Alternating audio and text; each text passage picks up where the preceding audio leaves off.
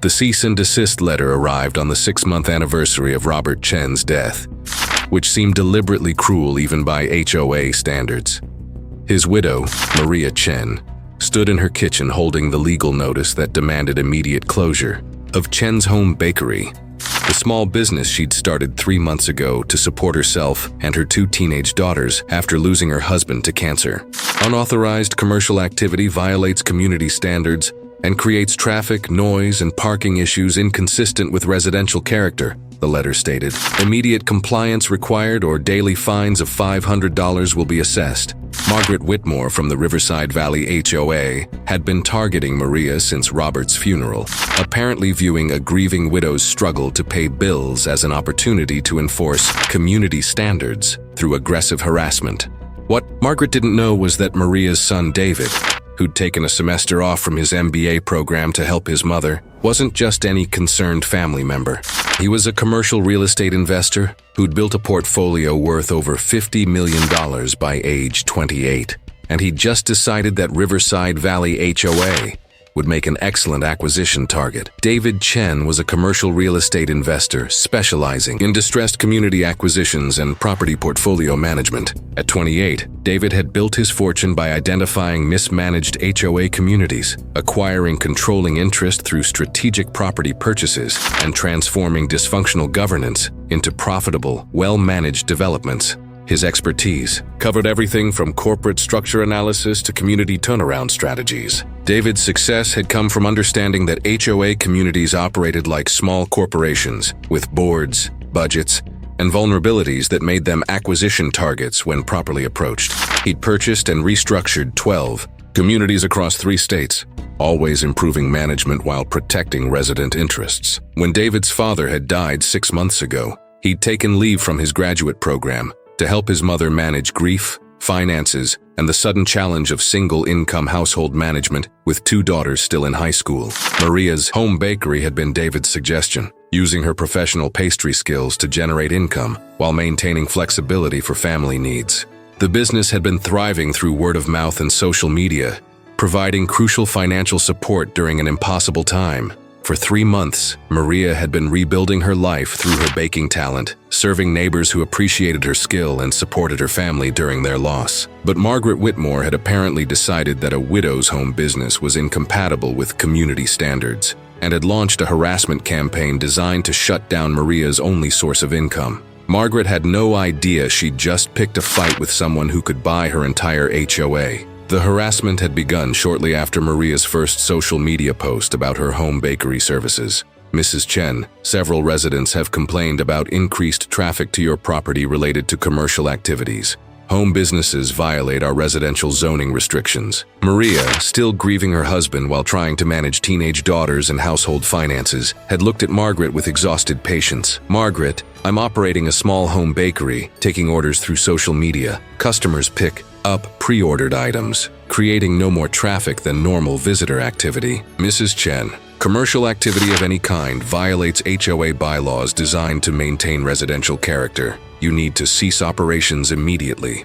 The threat to her only income source, delivered with such casual cruelty just months after her husband's death, made Maria realize Margaret was targeting her vulnerability rather than addressing legitimate community concerns. Week 2 brought escalating violations that revealed Margaret's systematic campaign. Mrs. Chen, I've documented 12 vehicles arriving at your property yesterday, creating parking congestion and noise disturbances during business hours. Margaret, those 12 vehicles included my daughter's school carpool, my sister visiting to help with the girls, and 3 bakery customers picking up pre-ordered items. That's normal residential activity. Mrs. Chen, operating a business from your home creates commercial traffic patterns inconsistent with our quiet residential community. David, visiting from his apartment downtown to help with weekend family activities, watched Margaret's harassment campaign with professional interest. As someone who specialized in acquiring troubled HOA communities, he recognized the pattern of abusive management that created acquisition opportunities. Month 2 brought the financial threats that made Margaret's intentions completely clear. Mrs. Chen, your continued business operations have generated $6,500 in accumulated fines. Immediate payment is required, or the HOA will pursue legal action, including potential property liens. "Margaret, I'm a widow trying to support my daughters. This home bakery provides the income I need to maintain our household after my husband's death." Mrs. Chen, "Personal circumstances don't exempt residents from community standards. If you can't afford to live here without operating a business, perhaps you should consider more affordable housing options." The suggestion that Maria should sell her family home, the house where Robert had lived, where her daughters had grown up, was delivered with such callous disregard that David realized Margaret wasn't just enforcing rules. She was systematically driving out a grieving family during their most vulnerable time. Have you ever watched someone target a grieving family at their lowest point? Drop a comment, because Margaret's next move crossed every line of basic human decency. Month 3 brought the legal escalation that transformed harassment into warfare.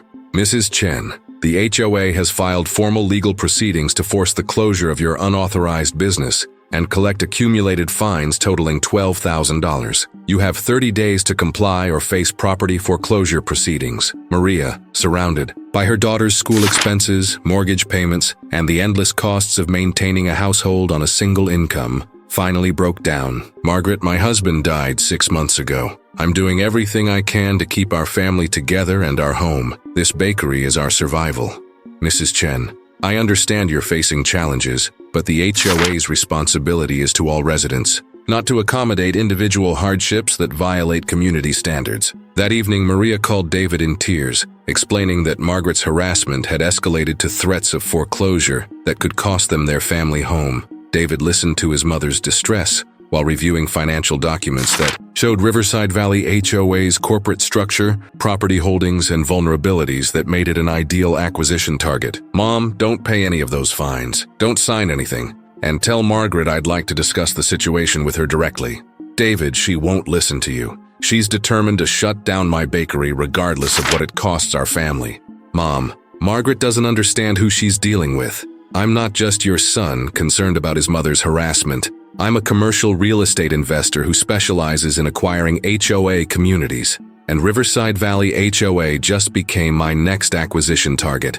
Standing in his mother's kitchen, watching her cry over violations designed to destroy her small business and force her family from their home, David Chen made a decision that would transform Margaret's harassment campaign into the biggest mistake of her professional life. Time to show Margaret what happened when you targeted the wrong widow's livelihood. David sat in his mother's kitchen that night, watching her update her small business accounts while his teenage sisters did homework at the dining table. The same table where their father had helped them with math problems just 7 months ago. This wasn't just about business regulations or community standards. Margaret's harassment campaign was attacking his family during their most vulnerable time, threatening to destroy the home where his father's memory lived, and forcing his mother to choose between her business income and her family's housing security. Maria had been a professional pastry chef before marriage, giving up her career to raise her children while supporting Robert's work as a high school teacher. Her home bakery wasn't just income. It was her reclaiming professional identity while honoring Robert's memory through the baking skills he'd always encouraged her to share. Margaret had dismissed all of that as individual hardships that violate community standards, as if grief and financial survival were personal inconveniences rather than human realities that required community compassion.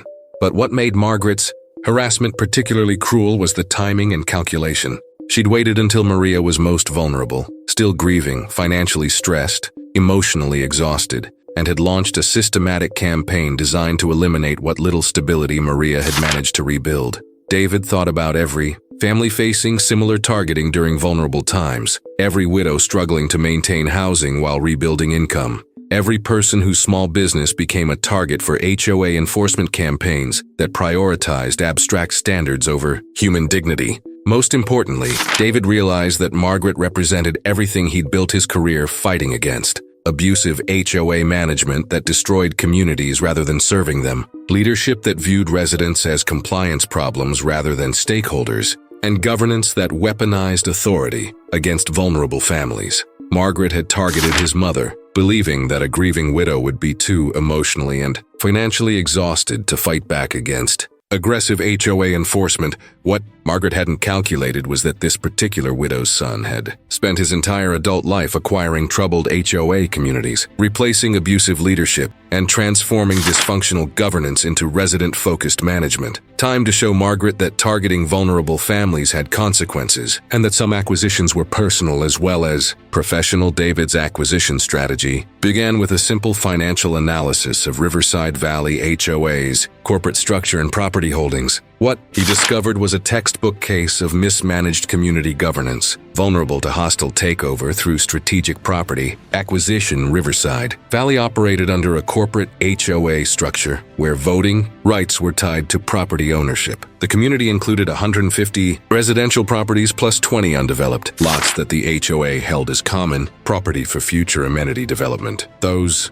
20 undeveloped lots represented control of the HOA. Whoever owned them controlled nearly 12% of voting rights, enough to influence board elections and governance decisions. The HOA had been trying to sell those lots for years to fund amenity upgrades, but development restrictions and market conditions had prevented successful sales. The lots were currently valued at approximately $2 million collectively. David made a single phone call to his real estate attorney. "Mark, I need you to structure an acquisition offer for 20 undeveloped lots held by Riverside Valley HOA. Cash purchase. Quick closing, no contingencies." "David, that's a significant acquisition for undeveloped land. What's the strategic interest?" "The strategic interest is that I'm buying control of the HOA that's harassing my mother. Once I own those lots, I control enough voting rights to restructure the board and remove the president who's been targeting my family. That's a very personal acquisition strategy." "Mark, some investments are about more than profit. This one is about protecting my mother and showing an abusive HOA president what happens when she targets the wrong family. How quickly can you close the transaction? I want to own those lots before the next board meeting. 3 weeks maximum." The property acquisition closed in 18 days, making David the largest single property holder in Riverside Valley HOA with a controlling interest in community governance. Margaret's first indication that her harassment campaign had consequences came when she received notice of an emergency board meeting called by major stakeholder David Chen to address management concerns and leadership accountability. She arrived at the meeting expecting to face one concerned son defending his mother, and instead found a boardroom filled with attorneys, real estate consultants, and documentation that demonstrated her systematic abuse of authority. "Mrs. Whitmore, I'm David Chen, and as of last Friday, I own 20 properties in this community, making me the largest single stakeholder in Riverside Valley HOA." Margaret's confident expression began to crack as she processed the implications. "As the majority stakeholder, I'm calling for a vote of no confidence in current HOA leadership based on systematic harassment of residents, abuse of enforcement authority, and management practices that created legal liability for the community." David displayed comprehensive documentation of Margaret's targeting of his mother, every fabricated violation, every excessive fine, every threat designed to force a grieving widow from her home. "Mrs. Whitmore has used HOA authority to wage a personal campaign against my mother, a recent widow trying to support her family through a small home business. Her actions don't just violate basic human decency, they create legal exposure for discrimination and harassment." The other board members, who'd been increasingly uncomfortable with Margaret's aggressive enforcement tactics, saw an opportunity to remove leadership that had become a liability. "Have you ever watched someone realize they'd harassed the son of a real estate mogul? Comment below, because Margaret's career destruction was just beginning. The vote before this board is whether to remove Mrs. Whitmore from HOA presidency and implement new management focused on resident service rather than enforcement. Harassment. The vote was unanimous. Margaret Whitmore was removed from leadership. Her authority to issue violations was revoked, and David's proposed reforms were adopted immediately. "Mrs. Whitmore, you targeted my mother, believing she was too vulnerable to fight back. You were wrong about vulnerability, and you were catastrophically wrong about who her family was." The transformation of Riverside Valley HOA was swift, comprehensive, and became a model for resident-focused community management. David's first act as majority stakeholder was eliminating all fines and violations issued against his mother, establishing clear guidelines protecting small home businesses that didn't create legitimate nuisance issues, and implementing transparent governance that served residents rather than harassing them. Margaret Whitmore's removal from leadership became a cautionary tale about abusive HOA management, with her case used in community governance training as an example of how personal prejudices and Enforcement harassment created legal liability and stakeholder revolts. But David's real victory was transforming the HOA from enforcement-focused harassment to genuine community service. Under his leadership, Riverside Valley implemented resident support programs, flexible business guidelines, and governance that recognized residents as stakeholders, deserving respect rather than subjects requiring enforcement. Maria's Home Bakery continued operations with full HOA support, eventually expanding into a successful catering business that employed 3 neighbors and became a community asset rather than an enforcement target. The Chen family kept their home, maintained their connection to Robert's memory, and built new financial stability through Maria's thriving business. Most importantly, David's acquisition and restructuring of Riverside Valley established legal precedent for holding HOA leaders accountable for harassment campaigns targeting vulnerable residents, creating protections that benefited communities nationwide. The annual Resident Rights Conference that David established became a regional forum for HOA reform, teaching communities about governance accountability, resident protections, and the difference between legitimate standards enforcement and harassment campaigns. Standing in his mother's thriving bakery 5 years later, watching his sisters help with orders while Maria managed a business that now supported multiple families, David reflected on how Margaret's cruelty had instead created opportunity for transforming HOA governance. Throughout the region, the home business that Margaret had tried to destroy had instead become proof that communities succeed when they support residents during difficult times rather than targeting them for enforcement. The family that Margaret had tried to drive out had instead become the stakeholders who transformed her abusive leadership into resident-focused governance that made Riverside Valley the most desirable community in 3 counties. Type family. If you believe communities should support rather than harass residents during difficult times. Because this story isn't about business regulations or HOA authority, it's about understanding that the families we target during their most vulnerable moments might have resources and connections we never imagined, and that cruelty toward the grieving carries consequences that match the harm attempted. Sometimes the most powerful business acquisition isn't about profit, it's about protecting the people you love from those who mistake vulnerability for weakness.